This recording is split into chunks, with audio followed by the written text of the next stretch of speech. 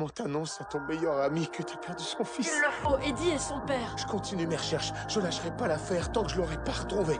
Mec, qu'est-ce que tu fais là? Écoute, Où est Christopher? Eddie, Eddie avait confié son fils Christopher à Buck ce matin-là. Buck s'est retourné et l'a perdu aussitôt. C'était un tsunami. Buck et Christopher jouaient à ce moment sur la plage. Sous la puissance de l'eau, tout avait été balayé. Des ruines traînaient partout. Quand Buck a repris conscience après avoir sombré, il s'est mis à courir dans tous les sens, sauvant des gens, en espérant que quelqu'un ait vu Christopher. excusez-moi, je cherche un petit garçon de 8 ans. Il s'appelle Christopher. Il sourit tout le temps.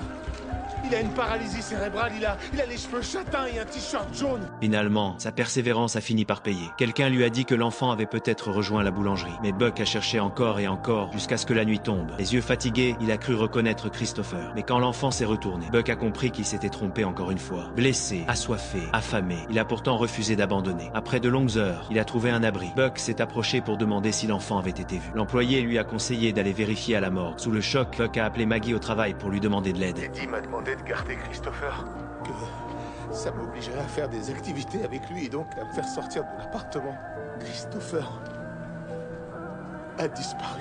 Pendant qu'il parlait, Buck a soudain aperçu Eddie. Mais avant même qu'il ne puisse dire un mot, Eddie l'avait déjà remarqué.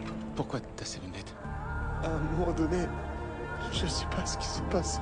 Soudain, Eddie a vu Christopher. Christopher? Oh, merci, t'es là.